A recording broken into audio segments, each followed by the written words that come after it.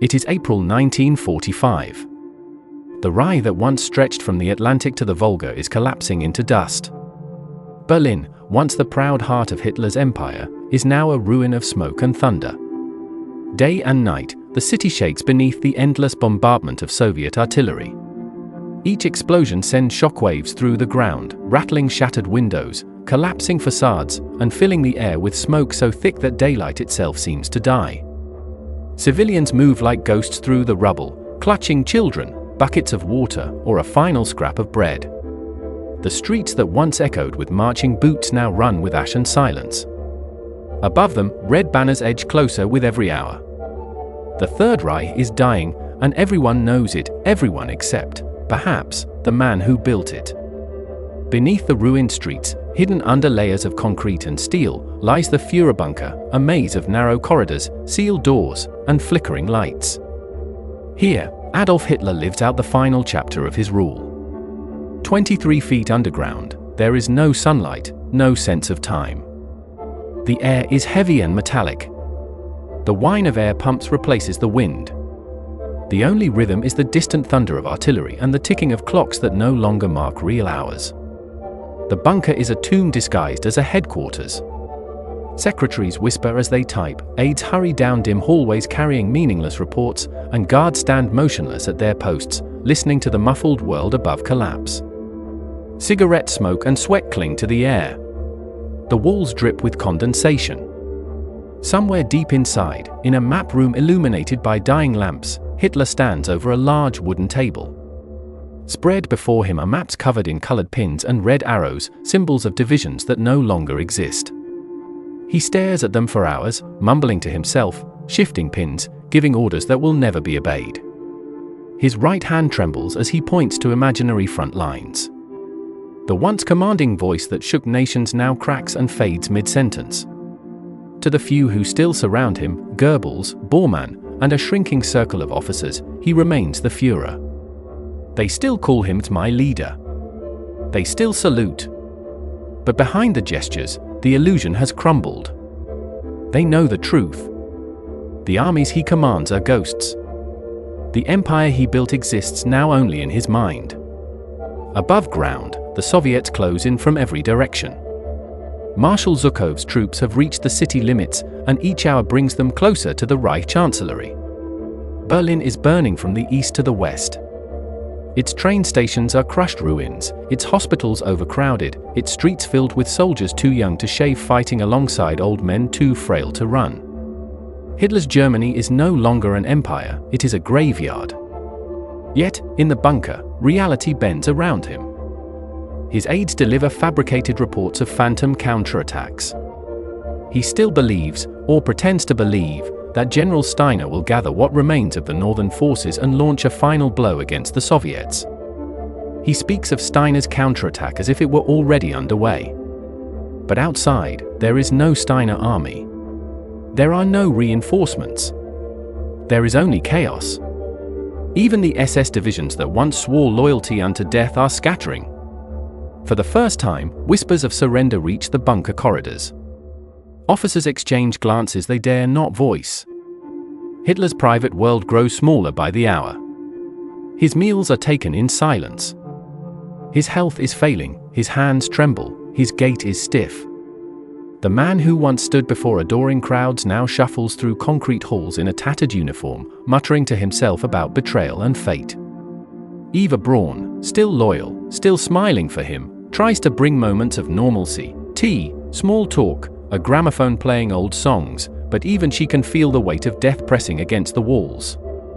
The bunker hums with unease. Rumors move like shadows, Himmler is negotiating with the Allies, Göring has gone silent, entire divisions have vanished. Hitler refuses to believe it.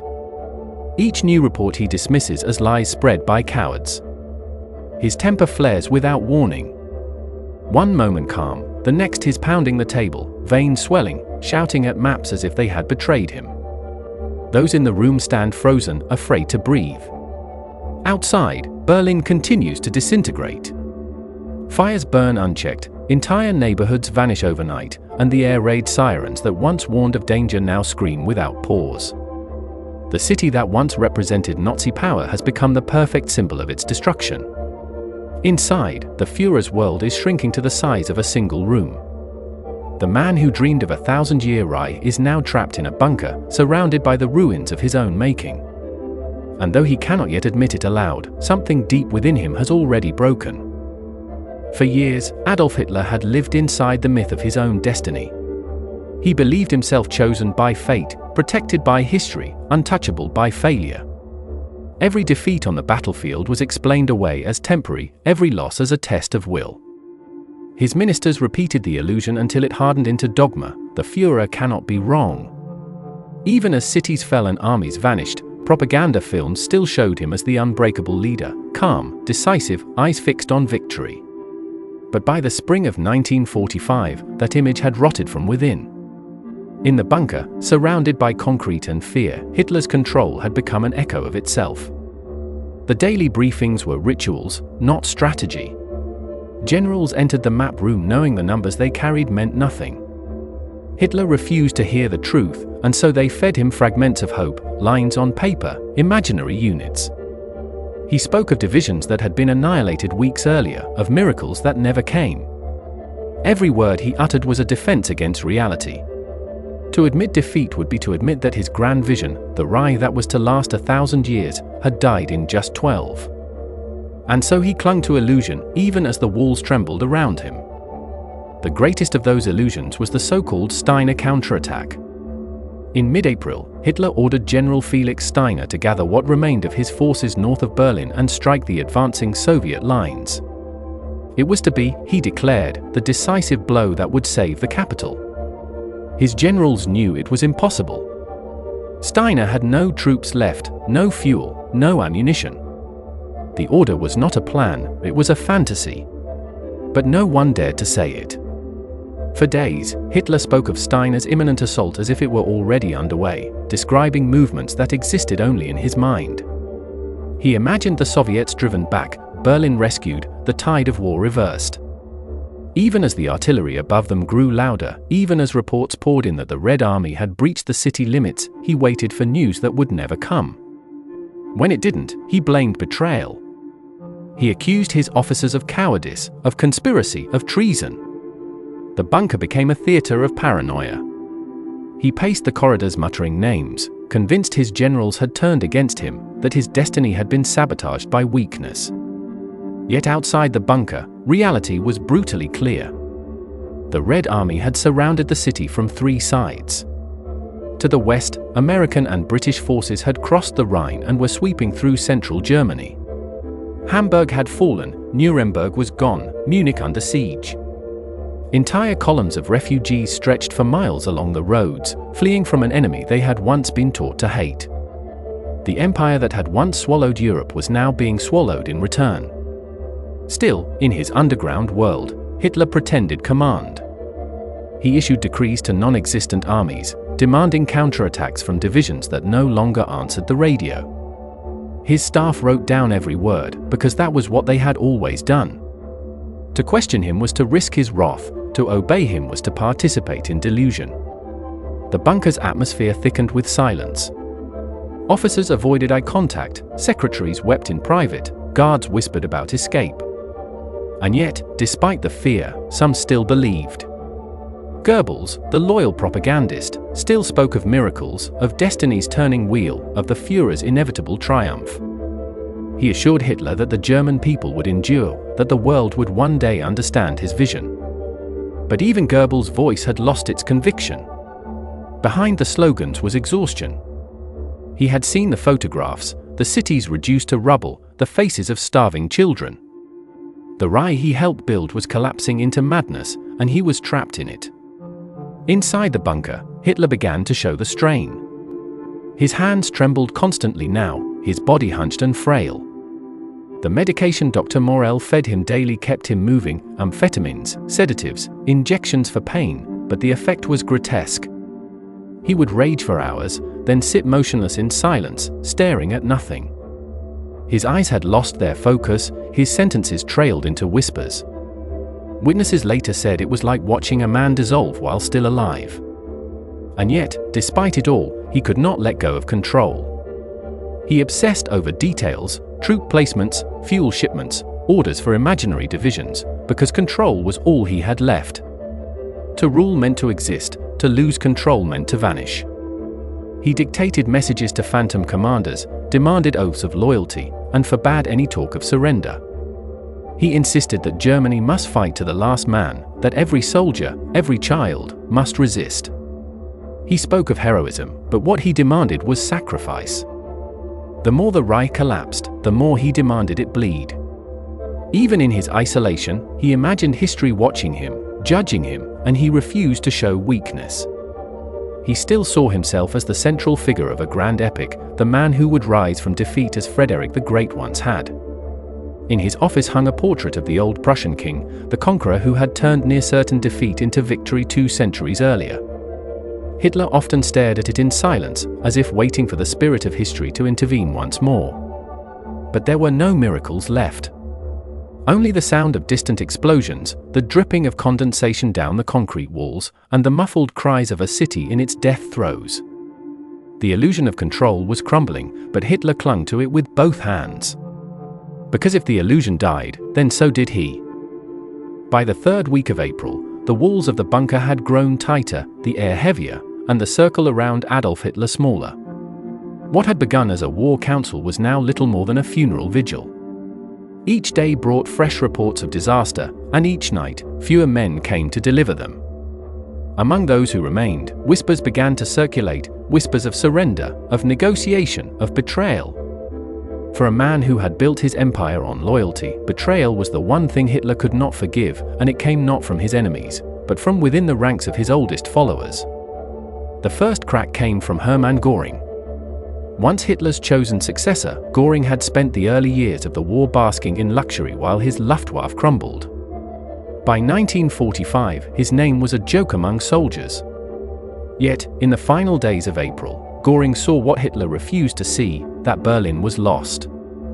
From his refuge in southern Germany, Göring sent a telegram to the bunker, couched in respectful language but heavy with implication. He wrote that if Hitler was cut off and unable to lead, it was his duty, as the designated successor, to assume command of the Reich. It was a desperate attempt at continuity, a move born from panic rather than ambition. But when the message reached the bunker, it landed like a grenade. Hitler read it once, twice, then fell into a silent fury. His face, witnesses said, turned the color of ash. To any rational leader, Göring's message might have seemed practical. To Hitler, it was treason. His mind twisted the words into a coup. He slammed the telegram on the table, shouting that Göring had betrayed him, that his oldest comrade was plotting to steal his power. He ordered Göring's arrest immediately and stripped him of all titles. In a matter of minutes, the man once seen as heir to the empire was reduced to a criminal in exile. But behind Hitler's anger was something darker, fear. For the first time, he understood what that message meant. If Göring, his loyal companion since the early 1920s, no longer believed in his leadership, then the entire structure of faith that had sustained him was gone. The second betrayal came even sooner, and it cut even deeper. Heinrich Himmler, head of the SS, the man who had once sworn eternal loyalty, was secretly negotiating with the Allies through Swedish intermediaries. When the news reached Hitler, brought by his devoted aide Fegelein, the reaction was volcanic. He screamed that Himmler was a traitor, a coward, a Judas. He demanded Fegelein's execution, accusing him of complicity. In the dim corridors of the bunker, soldiers dragged the SS officer away, shots echoed minutes later. The paranoia that had simmered for months now boiled over. No one was safe. Hitler saw enemies everywhere, in his generals, his ministers, even among his secretaries. He spoke of being surrounded by cowards and liars, of being betrayed by destiny itself. The bunker descended into chaos.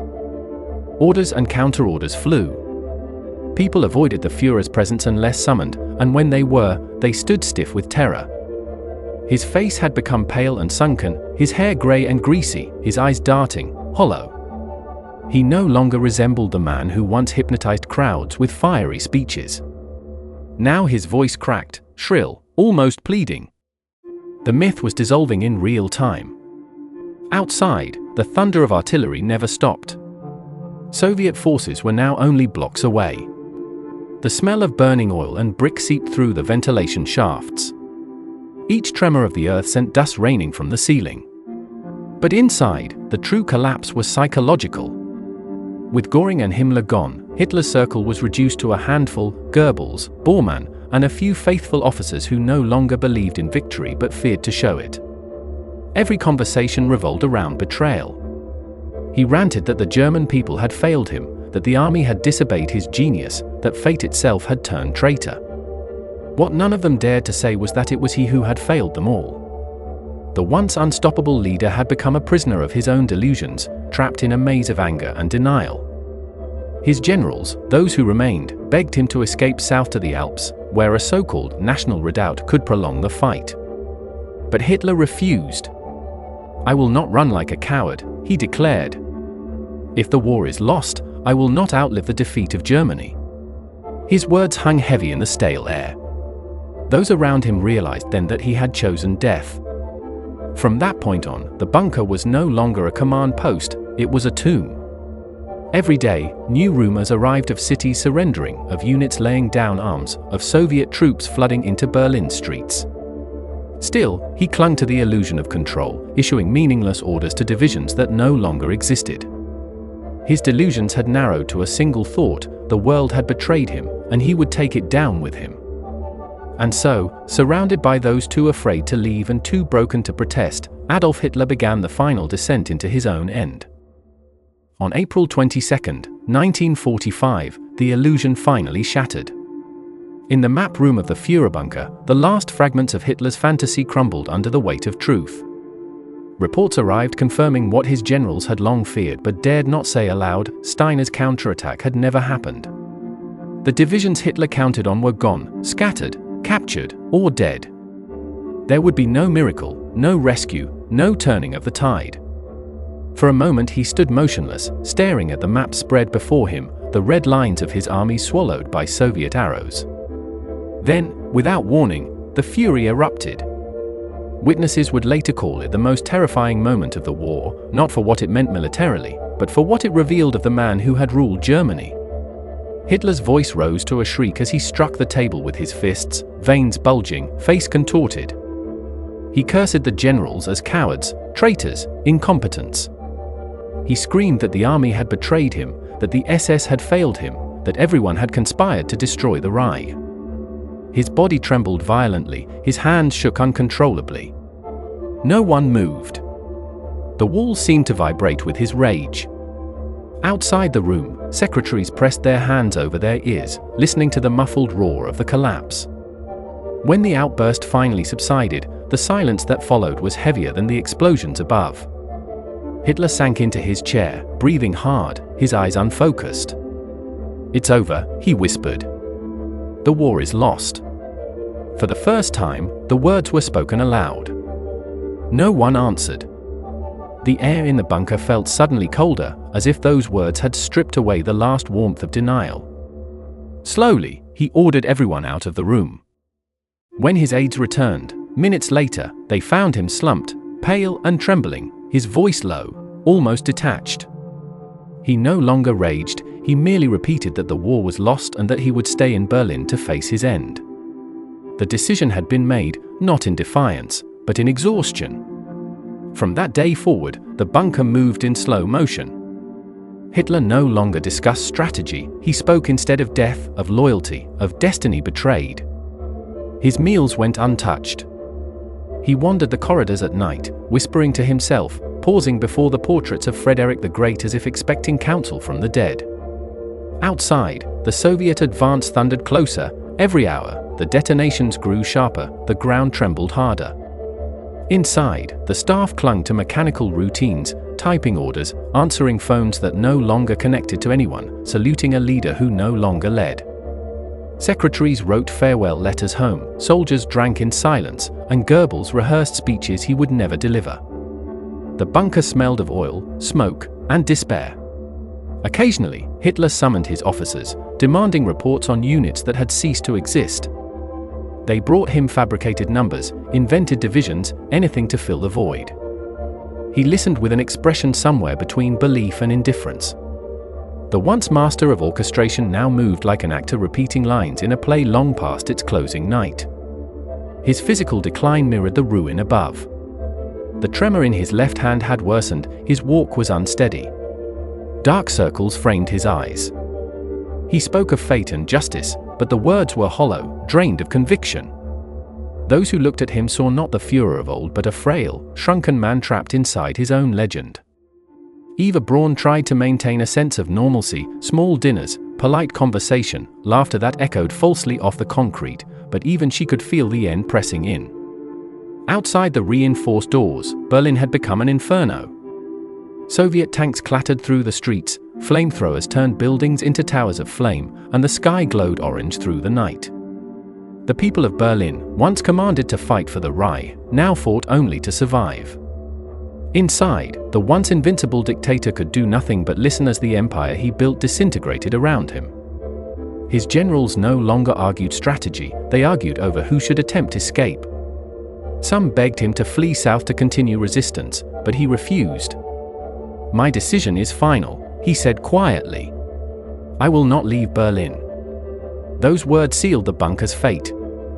From that moment on, every person within its walls knew they were living on borrowed time. The commander who had once ordered millions into battle now waited for his own final command, a single act of control left to him. And as the Red Army's guns drew closer, shaking the ground like thunder from the underworld, even the most loyal among them began to wonder if history itself was demanding retribution. By April 28, 1945, the world above the bunker had ceased to exist. Berlin was a burning carcass, its skyline a jagged silhouette against a sky stained red by fire. The Soviets were only a few hundred meters away, their artillery hammering the city with relentless precision. Every explosion shook the walls, showering dust from the ceiling of the Führer bunker. Inside, time had lost meaning. Days blurred into a single endless night. Hitler's entourage moved through the corridors like ghosts, tired, hollow-eyed, performing rituals of loyalty that no longer served a purpose. The Führer himself was a shadow of a man, his body frail, his mind consumed by betrayal and decay. When news came that Mussolini, his old ally and mirror in tyranny, had been captured and executed by partisans in Italy, his body hung upside down in a Milan square, something inside Hitler snapped completely. He stared at the photographs in silence for a long time, then said coldly, "That will never happen to me." The decision was made. There would be no capture, no humiliation, no trial. Only control, even in death. That evening, he summoned his secretaries, dictating his political and personal testaments with trembling hands. The words were defiant and delusional, blaming everyone but himself, the generals, the people, fate.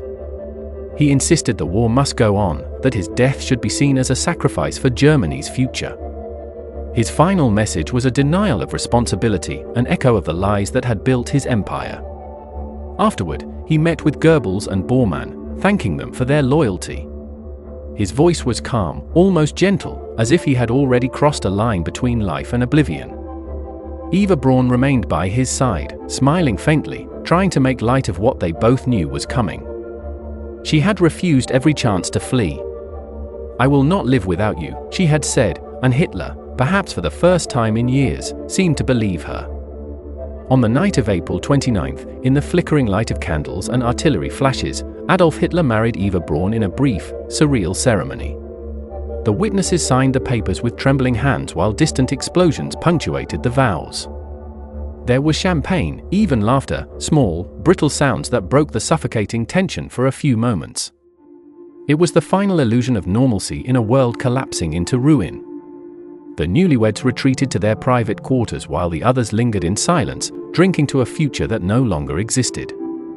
Early the next morning, Hitler emerged one last time to bid farewell to the few who remained. He shook hands, thanked his secretaries for their service, and spoke quietly to his guards. They noticed his hand no longer trembled. There was a strange calm about him, as though he had finally embraced the inevitable. Around midday on April 30th, the bunker fell into a heavy stillness.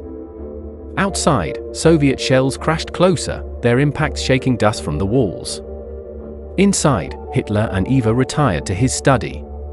The door closed softly.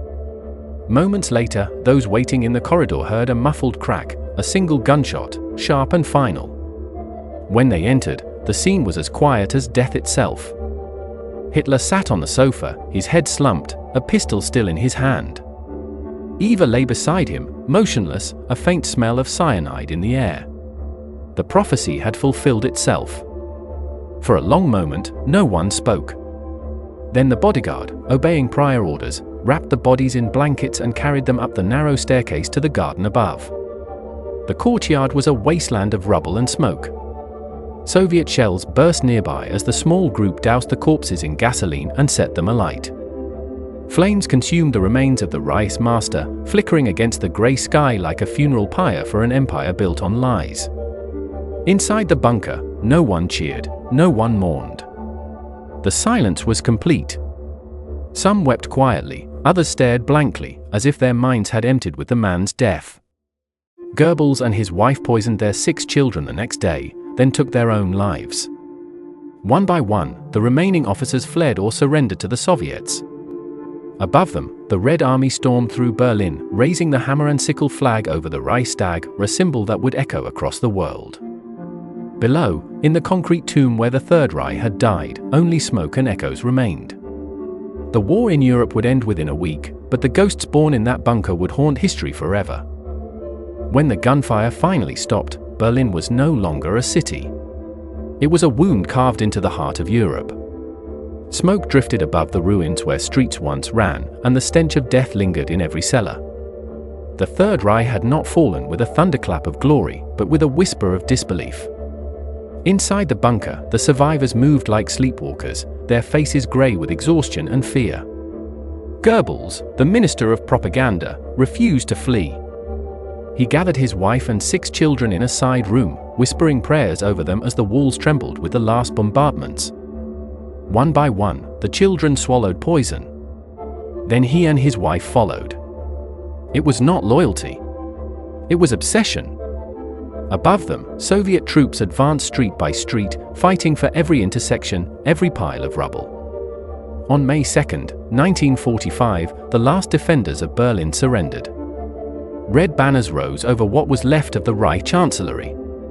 The silence that followed was almost unbearable. The Soviets, grim and methodical, descended into the bunker complex expecting to find Hitler alive or captured. What they found instead were ashes, fragments, and the lingering heat of burned bodies in the courtyard. The remains were scooped up, photographed, examined. Somewhere in that grey mix of bone and soot, they believed, lay the Führer of Nazi Germany. Yet even in death, his shadow refused to fade. Stalin ordered secrecy, fueling rumors that Hitler had escaped, by plane, by submarine, by some miracle of deception. For years, whispers spread across the broken world: Hitler in Argentina, Hitler in Spain, Hitler hiding in the shadows of history. To many Germans, the lie was easier than the truth. Believing he had fled preserved a fragment of the myth that had sustained them through ruin. But the truth was simpler, smaller, and more human than legend. He had died as he lived, afraid of weakness, addicted to control, unable to face reality. As the Soviets took photographs of the bunker's interior, half-eaten meals, scattered maps, blood-stained sofas, the full scale of the collapse became undeniable. Here, in this cold labyrinth of concrete, the grand illusion of the 1,000-year Reich had ended in a few meters of dirt and fire. Outside, soldiers celebrated among the ruins, unaware that they were standing on the grave of a man whose madness had cost tens of millions their lives. Across the world, news of Hitler's death spread slowly. In London, church bells rang. In New York, crowds filled Times Square. In Moscow, Stalin remained silent. There was no triumph, only relief, a deep, exhausted exhalation that the nightmare was finally over. But the scars remained. Germany lay divided, its cities destroyed, its people starving, its identity shattered. The war that had promised glory had delivered only dust. And yet, in the strange way of human memory, the end of Hitler's life became the seed of endless speculation. The bunker turned from a tomb into a legend. Soldiers who had walked its corridors told stories that blurred fact and fear. Historians sifted through the debris for decades, searching for proof, for closure, for meaning. none ever found enough to satisfy the hunger for understanding. Because how does a world explain the rise and fall of a man who seemed to warp reality itself? The Soviet Union sealed the evidence, hiding the remains, guarding the story as if it still held power. Only fragments survived: a skull, a jawbone, a few ashes, locked away in Moscow archives. The rest was silence. For the German people, the reckoning had just begun. As Allied forces liberated the camps, the true face of the Reich emerged: piles of bones, hollow-eyed survivors, mountains of shoes and hair. The myth of the glorious war collapsed under the weight of horror. The same citizens who once cheered Hitler's speeches now faced the unbearable truth of what had been done in their name. In Nuremberg, the architects of that nightmare sat in the dock as film reels of their crimes played before them. The world demanded justice, but no verdict could balance the scale of what had been lost. Hitler's death had ended a regime, but not the consequences of its existence. His ideology lived on in whispers, in denial, in the uneasy silence of post-war Europe. Yet, in the ruins of Berlin, amid the rubble and smoke, something fragile began to grow, a determination never to return to that darkness again. The bunker where the Third Reich died was soon sealed, buried beneath the soil, its walls swallowed by time. But beneath that ground, in the dust of a dead empire, the echoes of April 1945 still linger, the footsteps of men who believed they were shaping destiny, and instead only hastened destruction. The war in Europe was over. The war for memory had just begun. In the months that followed the fall of Berlin, the world entered a strange silence, the kind that follows a scream too long sustained. The war was over, but its ghosts had only just begun to speak. Across Europe, the ruins of cities stood like open graves, each one a reminder of what belief, fear, and blind loyalty could destroy. Yet even as the world tried to comprehend the scale of the devastation, a new story began to take shape, one born not of truth, but of denial. It started as whispers among the defeated, that Hitler had not died in the bunker, that the corpse burned in the garden was a decoy, that he had escaped through secret tunnels, or flown out of Berlin in the last hour. In Argentina, in Chile, in the depths of the Andes, the rumors found new homes. Each one was different, but all served the same purpose: to make the unbearable more bearable. To believe the Führer had survived was easier than accepting that millions had followed a man who ended as a coward with a gun in his hand. Soviet secrecy only fed the myth. Stalin himself seemed to encourage it, insisting that no one was certain of Hitler's death. For years, intelligence agencies chased shadows, reports of submarines off Patagonia, sightings in Spain, an old man in Paraguay with piercing blue eyes. None were true, but truth no longer mattered. The myth of Hitler's escape became its own form of immortality. In post-war Germany, the silence was heavier. The once proud nation now stared into the mirror and saw what it had become. Cities lay in ashes, fathers were missing, and the weight of guilt pressed on every surviving generation. The name Hitler was no longer spoken in pride or reverence, but in shame and disbelief.